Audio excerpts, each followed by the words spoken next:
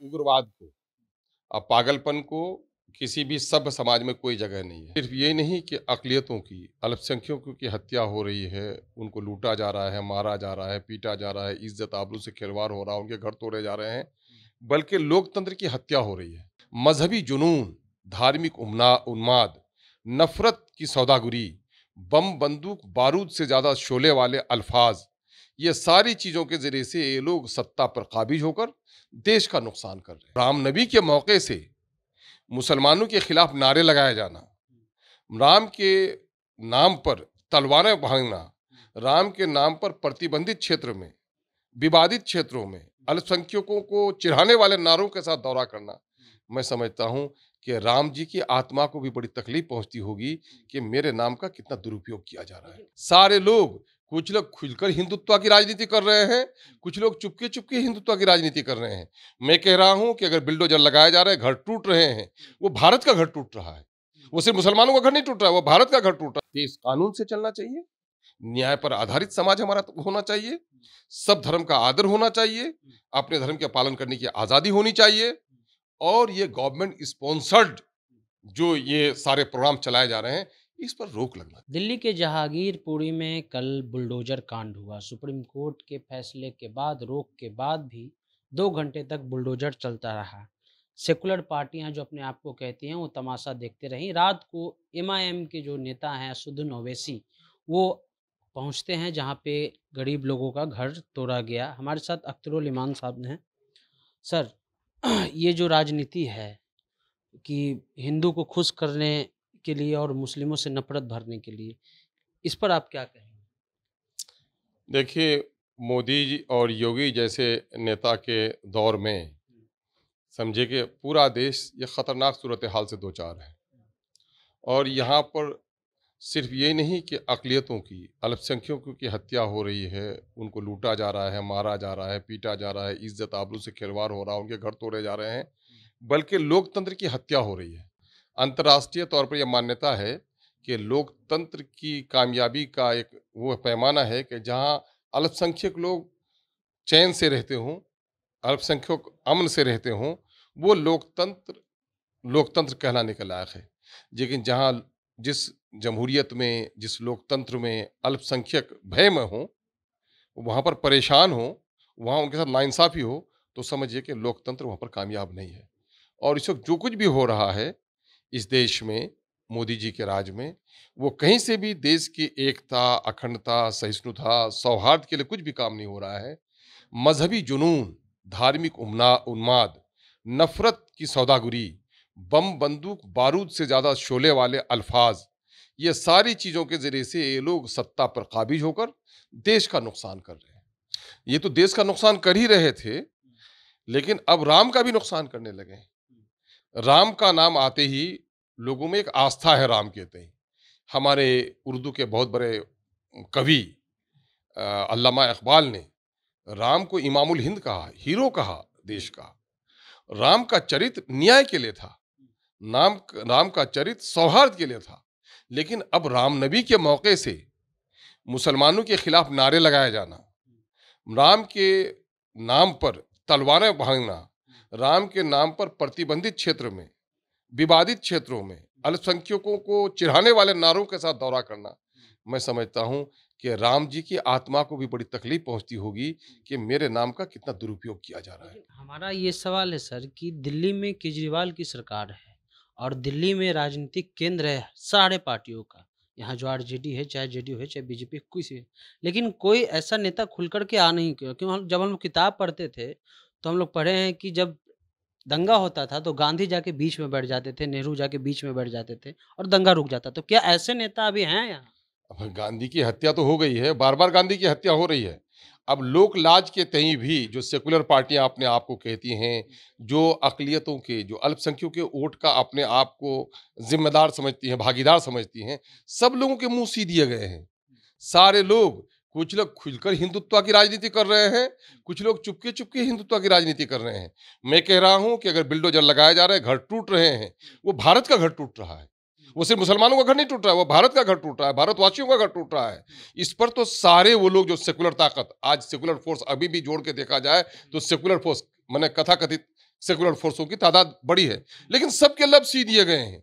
कोई नहीं बोल रहा है। वो ये समझता है कि कोई खुलकर हिंदुत्व के लिए काम कर रहा है, मौन समर्थन दिए हुए हैं ये लोग, कोई बोलने के लिए तैयार नहीं है। यही तो है सच्चर कमेटी और रंगनाथ मिश्रा कमीशन की रिपोर्ट क्या कहती है।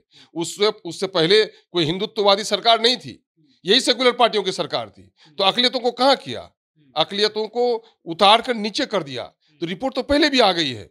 और वो और भी घृणित राजनीति ये हो रही है कि पहले तो लोक लाज के तहत भी सेकुलर पार्टियां बोलती थी कि नहीं ऐसा नहीं हो रहा है, सेकुलर नेताओं का दौरा हो जाता था, लेकिन आज नहीं हो रहा है। लगता है कि पूरे तौर पर हिंदुत्व के रोग से सारे लोग ग्रस्त होकर के रह गए हैं और देश में बेरोजगारी, गरीबी उन्मूलन, साक्षरता, है ना, अखंडता, ये कोई विषय नहीं रह गया है। सिर्फ एंटी माइनॉरिटी जो एक्टिविटीज है वही इस वक्त राजनीति का बिंदु बनकर रह गया है और सब लोग इसी पर रोटी सेकते हैं।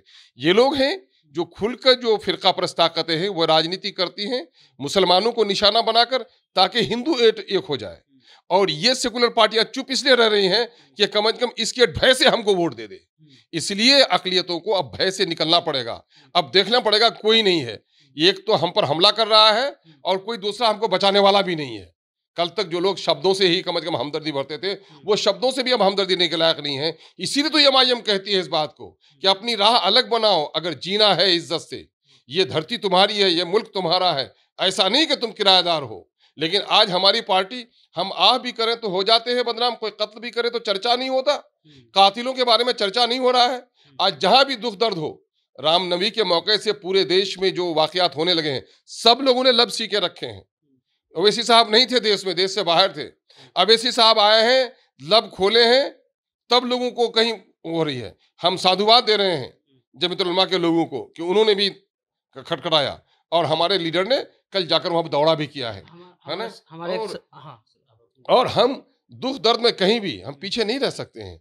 हम तो आए ही इसलिए हैं कि सच्चाई की आवाज उठाएं और हम लोग सच्चाई की आवाज की लड़ाई। मुस्लिम प्रतिनिधित्व राजनीति जो थी वो क्या समाप्त हो गई, या वो उसको डर है कि अगर हम उसके खिलाफ बोलेंगे तो जो हिंदू लोग हैं, जो एक तरह से बहुसंख्यक है, वो हमें वोट नहीं देगा? क्या यही डर है कि अगर किसी का घर भी तोड़ दिया जा रहा है, किसी का पानी का नलका तोड़ दिया जा रहा है, फिर भी जो है लोग चुप हैं? और राहुल गांधी बयान में कहते हैं कि सब लोग सत्ता की राजनीति करते हैं और हर सुबह उठते हैं कि हमें सत्ता मिल जाए। क्या कहिएगा? भाई देखिए, मामला साफ है। कुछ लोग खुलकर अकलियतों की गर्दनों पर तलवार चला रहे हैं, कुछ लोग चुप रहकर मौन समर्थन दे रहे हैं।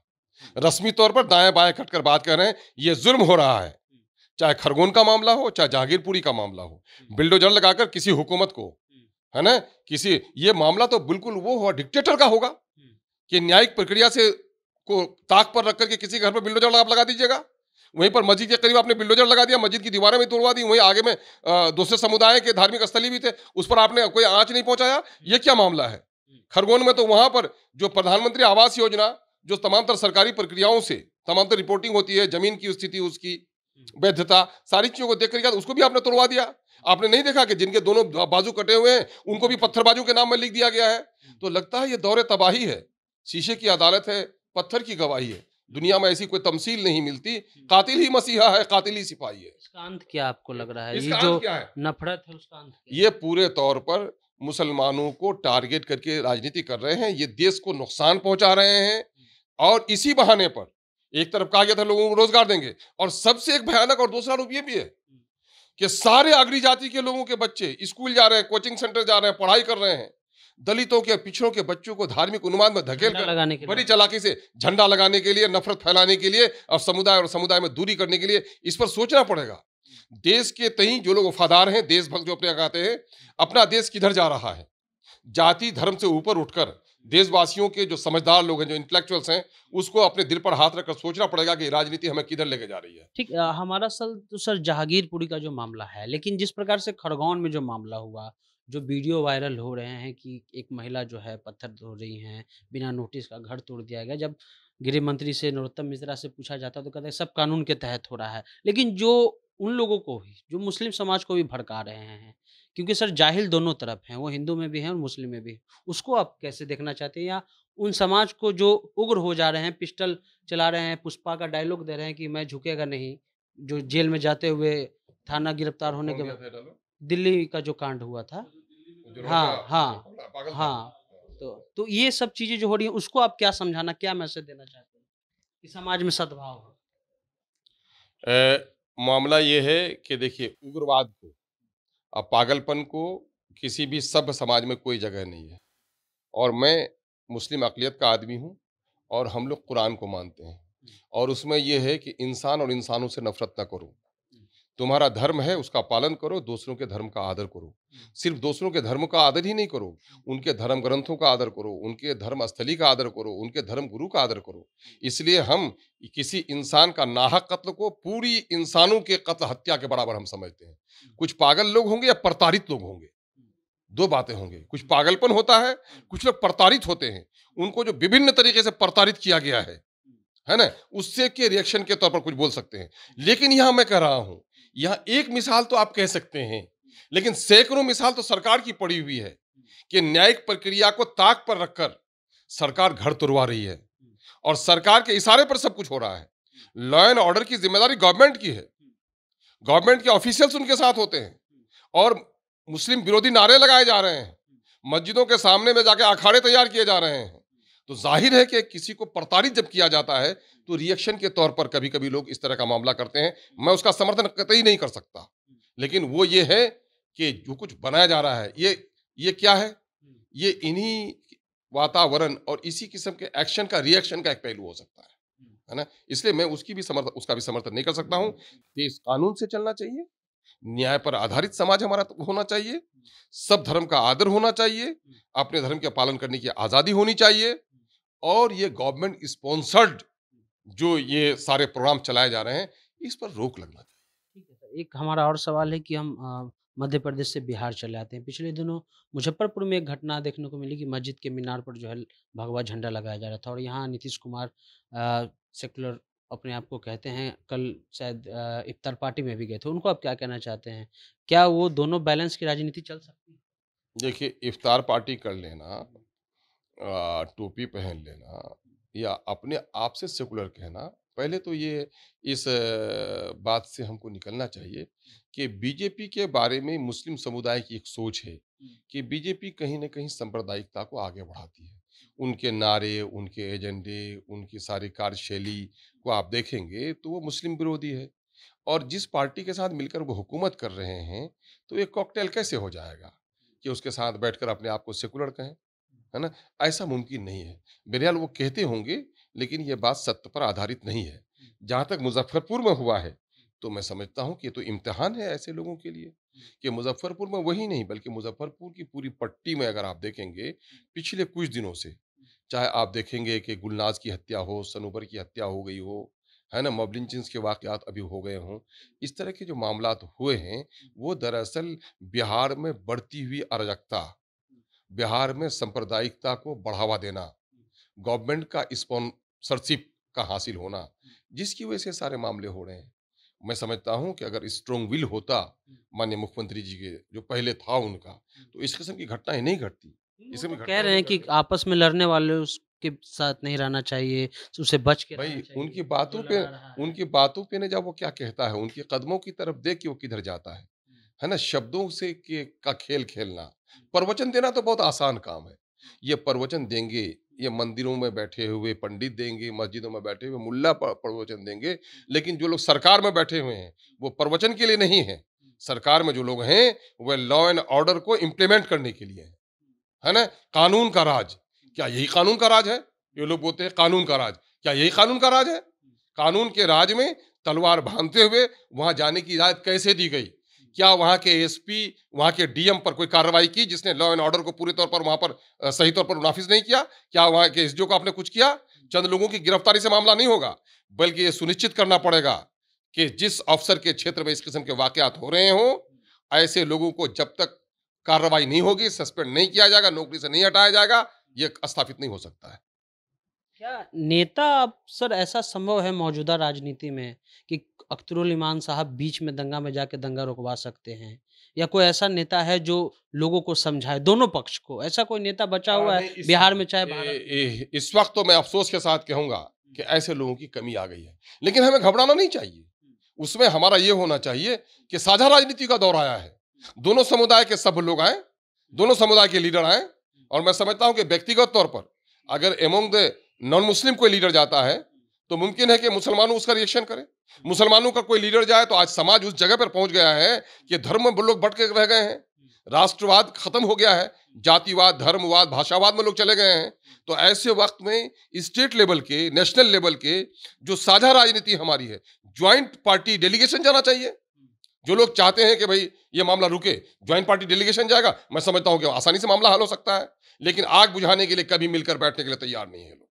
ये जो लीडिंग गवर्नमेंट है, लीडिंग गवर्नमेंट को चाहिए, जो गवर्नमेंट लीड करते हैं, हुकूमत को खुद चाहिए कि डिफरेंट पार्टियों के लीडरों को बुलाकर एक डेलीगेशन लेकर के फौरन वहां पर पहुंचे ताकि उस दंगे को रोका जा सके। यह आज भी संभव है। गांधी अगर चले गए तो दुनिया में गांधीवाद खत्म नहीं हो गया, भले ही गांधी के आदर्शों की हत्या हो रही हो, लेकिन मामला यह है कि उसका सब्स्टिट्यूट रहता है। बैलगाड़ी चली गई, दूसरी गाड़ी आपके पास आ गई है। एक नेता पर विश्वास नहीं है तो नेताओं का एक समूह चला जाए वहां पर, मैं समझता हूं कि फौरन वहां पर मामला हल होगा। ये भी करना चाहिए हमको। जो शाम में डिबेट होते हैं मीडिया के, उस पर आपका अच्छा, डिबेट का मामला तो ये है, बहुत सारे डिबेट वो तो भी मदद कर रहे हैं तयशुदा डिबेट है। और इस वक्त मीडिया का सारा हाल यही है कि मीडिया चूंकि गोदी मीडिया हो गया है ना। और मीडिया के बारे में बात सुन लीजिए, जिनके पास विचार होता था वो लोग मीडिया में आते थे। अखबार और अफकार जिसको कहते हैं, विचार और समाचार पत्र का रिश्ता होता था। अब तो कारोबारी लोग हैं, तो जिनको कारोबार में ज्यादा फायदा होगा, जाहिर है सरकार जिनकी है, विज्ञापन उनसे मिलने हैं, ठेका उनसे मिलनी है, मोटी रकम रिश्वत उनकी मिलनी है, तो ये ढोल बजाते हैं उनका। ये थोड़े हैं जनता को दिग्भ्रमित करते हैं लोग, लोगों के दरमियान में सही संदेश नहीं पहुंचाते हैं लोग। और एक अच्छे समाज के निर्माण में आज के दिन में कुछ लोगों को छोड़कर मीडिया का अधिकांश हिस्सा जो है वो कहीं न कहीं से उन्माद की राजनीति को हवा देने का काम कर रहा है। अंतिम सवाल सर, जो नेता प्रतिपक्ष अपने आप को कहते हैं, कल उन्होंने सोशल मीडिया के माध्यम से लोगों से बात किया। सिर्फ एक, अगर उनका राजद का ट्विटर हैंडल देखें तो मात्र एक पोस्ट वीडियो आया है कि ऐसी घटना नहीं होनी चाहिए। लेकिन एक समय था तो कहा जाता था कि लालू जी के शासन में दंगा नहीं होने दिया जाता है या दंगा नहीं होता था। तो मौजूदा राजनीति जो है विपक्ष के, सबसे क्या है कि सबसे बड़ी पार्टी है वो। अब उनके बारे में मुझे पूछना क्या है? उनके बारे में माइनॉरिटी के और नेताओं को जाकर पूछिए, हमारी तो अलग ही पार्टी है, वो जवाब इसके बारे में देंगे। लोगों की उम्मीद थी कि वो कुछ ज़्यादा बढ़-चढ़ कर बोलेंगे, लेकिन वो ज़्यादा बढ़-चढ़ कर नहीं बोलते हैं, चूँकि पहले माई समीकरण था, अब ए टू जेड की पार्टी है, तो उनको आपको सबका ख़्याल रखना है। तो ज़ाहिर है कि वो उनकी पॉलिसी है, उस पर हमको टीका-टिप्पणी करना मुनासिब नहीं समझते। ठीक है। तो जनता जंक्शन आप देख रहे थे, सनी हमारा नाम है। अब कोई पंडित नेहरू, गांधी और पटेल नहीं आएँगे जो दंगा के बीच में जाकर के बैठ जाएँगे, और कोई गांधी बचा हुआ नहीं है कि नोआखाली पे में वो जाके अनशन पे बैठ जाएँगे कि जब तक दंगा नहीं रुक जाएगा, तब तक हम अनशन नहीं तोड़ेंगे। तो मौजूदा जो भी लोग देख रहे हैं वीडियो, आपसी भाईचारा बना करके रखिए, सद्भाव रखिए, दोनों तरफ के जाहिल को समझाइए। वीडियो पसंद आए तो यूट्यूब चैनल को सब्सक्राइब कर लीजिए, फेसबुक पेज को लाइक, फॉलो करना नहीं भूलिएगा। जय हिंद, जय भारत।